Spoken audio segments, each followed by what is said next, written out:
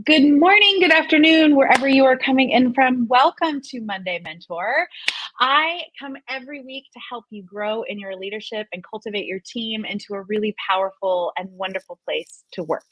And today, I cannot wait. I'm a little close, y'all. I'm at the hotel. If you ever thought it wasn't live, it really is. And I am excited for Michael Sonbert to be here today. He is a a, a renaissance man is really the best way to describe him. He is a caring and loving father. He is an educator. He is a rebel leader who is really committed to making change happen, and especially in the education space. But he is a fantastic leader and human. And fun fact, he used to work at a bar and would play in the band sometimes as well, which just makes him all around a great person. So I'm super excited for Michael to join us here today. Welcome, Michael. Hey, Jen, thanks so much for having me. This is awesome. I am so excited for this conversation because I think so. If you are here live in the comments, let us know you're here live, or if you're catching the replay. But I'm kind of curious about people, how they feel about change. Is change scary? Is change exciting? You tell us in the comments, because I think I find when I have led change in the past, or when I have experienced change as part of the team, there's always this element of fear. And there's all kinds of reasons for that. But I think that your work in transforming education and leadership spaces has been really powerful. And so, one of the things I want us to start with is to frame our conversation about why change is important. Like, why do we even bother with change? Because the old adage is like, I mean, we've been doing this. Why not Yeah, keep doing it? So, yeah. just talk to us a little bit about why change is so important. Yeah, it's a great question. I mean, look, change for change's sake is not important. It's got to be results oriented, right? I mean, folks have to be able to look at what we're trying to accomplish and how close we are to accomplishing that thing, and then ideally make pivots based on that gap. It starts, Jen, with folks having a real clear vision for what they are trying to accomplish, which in a lot of cases teams don't. And so then the days can kind of bleed into each other, and are we doing a good job, and nobody's really yelling at us, and there's money coming in, but is it as much as we want? And so like we kind of stay in this place. But for the teams who say, hey, we're crystal clear on what we're trying to accomplish, if they are accomplishing those things, awesome. I'd wonder if they're setting the bar too low.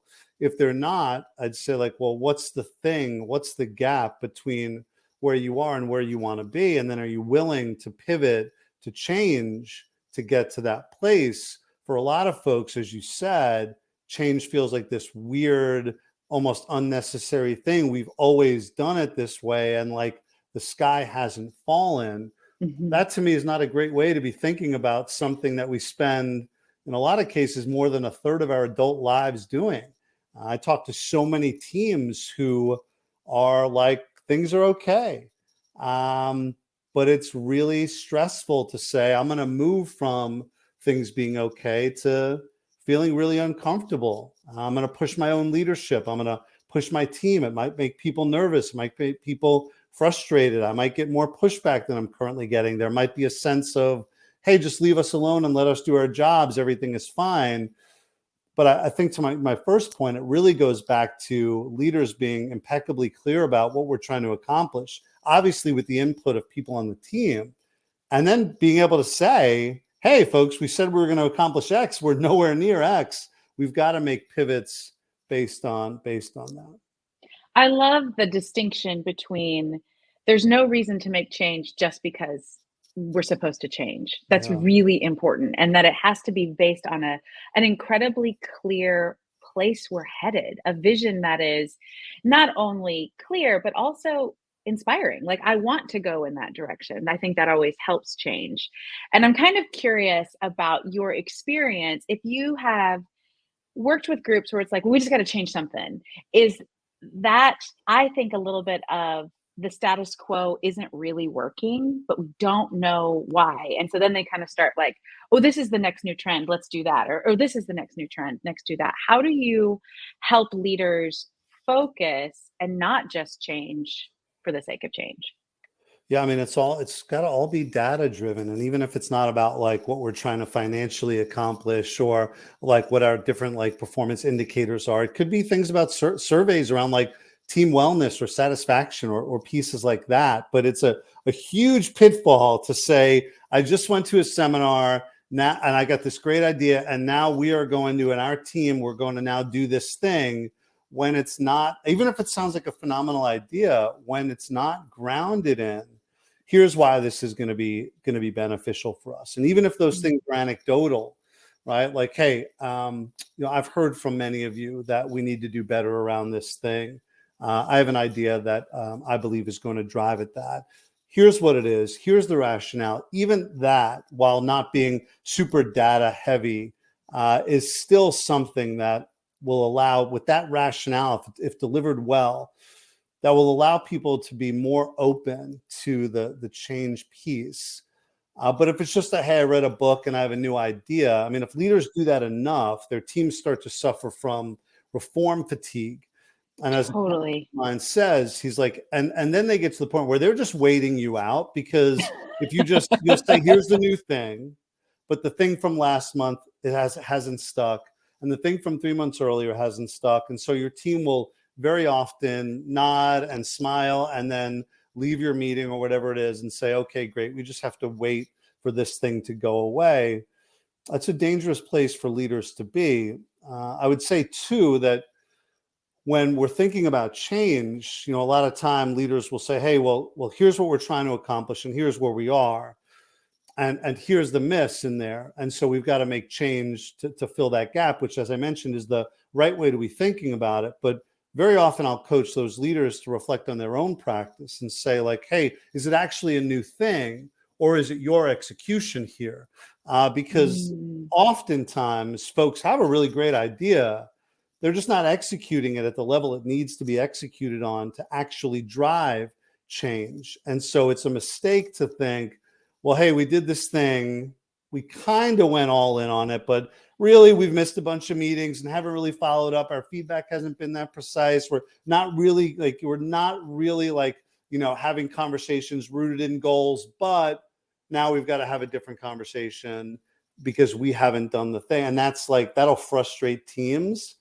And it's also, and I'm not saying leaders do this intentionally, but it is inadvertently letting ourselves as leaders off the hook for being great and thinking that something external is going to solve the problem. Yeah, it reminds me of a story. I was talking with a friend, and she used to work for a publishing company that published a lot of medical textbooks, and they would bring in like the new theme. At the beginning of the year, there's this big all company meeting, and they would bring in that person, and it would be whatever the kind of latest organizational fun thing was. And she was like, by April, nobody was doing it anymore. So That's every right. year when it would come back around, we'd be like, whatever. And Right. it didn't serve its purpose because Yeah. nobody executed, as you said, in back into like, well, how does this idea really play out in our meetings? How does it play out in our systems? How does it play out in all of these specific ways that actually make something happen? Nobody was doing that there. So they all just became disengaged, which is a huge employee problem if people are Right. disengaged. And it's Right. really a And problem. and that problem, Jen, and it's a great example. And I would imagine that if we talk to the leaders there, they would probably say something that sounds like, our team just hasn't X, right? They haven't picked up the new thing. They're not following through. You know, employees have so many competing priorities at any given moment. If we as leaders really want something to stick for them, and if we're really committed to it, we've got to be relentless around our messaging of it. We've Yeah. got to be relentless around our follow-up, not in an unkind way, never in a way that doesn't honor the other person. But if we really care about it, we've got to actually show that we care about it. People will bump things up, they'll change their priority list if we are insistent about it. But if we just say, hey, do this thing, big rollout, lots of pomp and circumstance, and then we're not going to talk about it again, there's no expectation that anything will change. Yeah, It's absolutely. really a problem. And it's a frustration on the part of the team as well, and then the leader starts to feel really ineffective as well, and it just becomes this difficult cycle, and I'm curious, kinda makes me wonder, I know that for myself as a leader, one of the hardest things for me is always follow-up. I've got Yeah. 1,000,005 ideas all the time, Yeah. like, my Yeah. starburst mind, I could do this, and I could do this, and I could do this, and when I was leading in a school, I had to be really careful to build systems that allowed that new initiative to stick. And that to me is so boring. I mean, I'm just that's where I am, and Yeah. it's so hard. And so I wonder if you run into that with leaders too, that they tend to be idea people and have a hard time getting it executed and implemented. Yeah, I mean, they're usually one or the other. They're usually folks who are big idea people and they haven't thought a ton around what's this going to look like on the day to day, hour to hour, minute to minute basis. Or they're really good at systems, but are not very good. Even if they have some good ideas, they're not very good at like sharing those ideas with people or convincing them that this is the thing that we need to do, which is where my work comes in, right? If everybody was amazing at all of it, like, see you later, great, awesome, like Yeah. I don't have a job, but that's part of where my work comes in. But to your point about like when you were in schools, and something I see with leaders all the time, corporate or school based, the ideas are easy, right? At least for some people. Totally. It's the implementation, right? The execution that can be hard and boring and tedious. But I say to leaders all the time, it's like, well, you've just got to decide what you want. Do you want to be somebody who has great ideas that don't come to life? Or do you want to be somebody who has great ideas that do come to life? And by the way, there's a way, depending on your capacity, a way for you to leverage somebody else to do some of that work in the Yeah. follow-up capacity. But we can have no expectation of uh, actually making change if we're not willing to do the follow-up work. To give a real world example, I imagine there are people listening to this right now who have a gym membership tag on their car keys, but never go to the gym. And I don't say that as a judgment, because I've been that person at times in my life as well. Totally. But like, joining the gym is a great idea. It's really inspiring and exciting. It's, can you go to the gym at 5 a.m. on a freezing February morning and actually do the work? And that's the hard stuff. But that's where change actually happens, not in an Mhm. initial idea. A lot of people Yeah. can do that. From the man who's you just decided to start running marathons, just for Michael. That's right. That's right. And Ginger is making a really good point. She's saying that operationalizing strategy is really important. And because the people who are, in the middle, big leaders or, top leaders make decisions, and then middle management's the one who have to execute on them. And they can't just figure out and read your mind. So there has to be a way to operationalize that. And I think that's a really great point from Ginger. And you're saying the same thing. Like that has to be clear to who's the people that are going to press the buttons, make the things happen, or whatever your company and organization does. Yeah, it's one of the biggest pitfalls, and Ginger's point is spot on. Is a leader comes up with a good idea, a great idea, right? And even if there are some pieces in place, what they haven't done is either created the space for folks in middle management to ideate on these different things and determine how they're going to come to life. Or if they're not that kind of, if it's not that kind of leader, or if they don't want everybody to kind of have a bunch of ideas here, which I probably wouldn't agree with, but that's fine. They haven't said, hey, here's exactly what we want this to look like on a day-to-day basis. And so now folks in the middle are caught in this kind of purgatory of sorts, where they want to, right, do the right thing, but they don't really know what it's supposed to look like. This is happening all over the workforce. We're expecting people to figure out their own jobs, but also be incredibly high performers who are super happy and who are, consistently like messaging and messaging like the values and the impact that the organization's trying to have, but we're not providing them nearly enough support. I'm convinced, Jen, that this is around a lack of, like, I don't know if I actually know how to do that. Right. So it's much easier for me to make these kind of grand proclamations in a meeting and then hope, cross fingers, that Ginger figures it out. Right. Mm-hmm. Versus me saying, hey, let me sit down with you, or the person I manage and the person they manage is going to sit down with that person. And we're going to have a conversation about, all right, what's this going to actually look like to come to life? I say that in trainings all the time, like, people love ideas. They don't necessarily love day-to-day execution, but Yeah. it's really unfair to expect people to do things differently without providing them a roadmap, or at least coming up with a roadmap together. Yeah, absolutely. And I think back to just your point at the very beginning, identifying what the problem is, and people are like, "Oh, yeah, that's the problem, and Yeah. now you've got a solution for that, and you've given me the support structures to work toward that." That makes execution so much more powerful than just, "Hey, we think there's something y'all feel a little disengaged, so we're gonna, get a pool table." Like, that Right. doesn't Right. create a healthy culture, it doesn't create the change that we're really looking for, and it's such a important piece for leaders to look at, like, what's the actual problem I'm solving Yeah. with this new initiative or this new idea. So, as we like start to close because oh my gosh, it's time. We're good What there. is something if you're, you've got a leader that you're starting to work with, what's a great question to get them going as they Yeah. start to think about leading change? Yeah, and what's the thing you're most afraid of right now? Oh, And not say in that like a yeah, I again. mean, what's the thing you're most afraid of? And not in terms of like we're not gonna like make payroll or things like that. I'm talking about like Mhm. your own leadership. Right? Yeah. Invariably, Jen, it comes back to a leader, and they'll almost never admit this in public. In private, they admit it to me all the time because it Hmm. feels like it's unattractive, and it feels like I can't be the leader of 5 people, 5,000 people, and say that I'm afraid.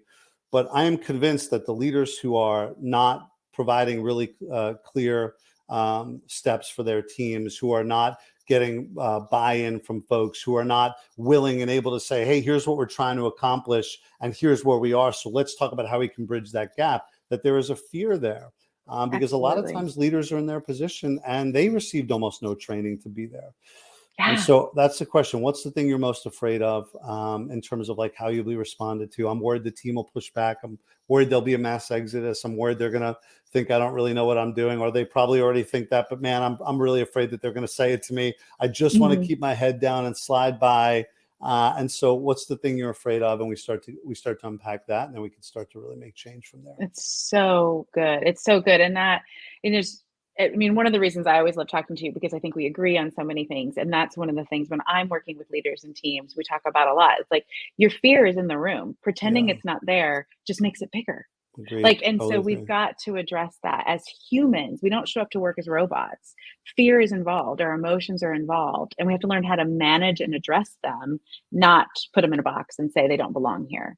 Yeah. Because then they just take over. I've definitely been in situations where I'm not emotional came out of somebody who was red faced and yelling at me. And I'm like, Right. Right. Right. I feel like maybe Yeah. your Yeah. emotions are true. That's right. So it's That's right. such a great question to start with. I think thank you for like just kind of coming to the heart of that as a leader, Yeah. helping to make change and addressing that big elephant in the room. You are so wise and gifted at what you do. So I Oh, would thank love you. for you to tell the people where to find you. How can they keep up with you? What are you helping them with? You can find Michael's website here, but tell us, Michael. Sure. Yeah. I mean, I'm on all the social media. I'm barely on Twitter, but you can find me rebelculture.com. You can send me an email at michael@rebelculture.com. Instagram, LinkedIn, just stop by, say hello. I'll have a conversation with anybody and everybody. So send me a message. Well, I was going to say give me a ring, but just send me a message. We'll stay away from the I mean, phone for now, but it does yeah. make a sound, I guess, on your phone. Yeah, it does. It pings. So, yeah, reach out. I'd be happy to chat with you. And thank you, Yeah. Jen. This has been great. Oh, I'm so glad. I wish we could talk for so much longer. I always learn from you as well, and I just appreciate your space in the world and what you're doing and our friendship. So, thanks for being here Appreciate so that. much. So much. I do too. Thanks, Jen. Yeah, next week on Monday Mentor, Sally Z will be here and she's going to be talking about the importance of speaking as a leader. And I think that's a great follow up to when you're leading change. You have to get up in front of people and tell a story.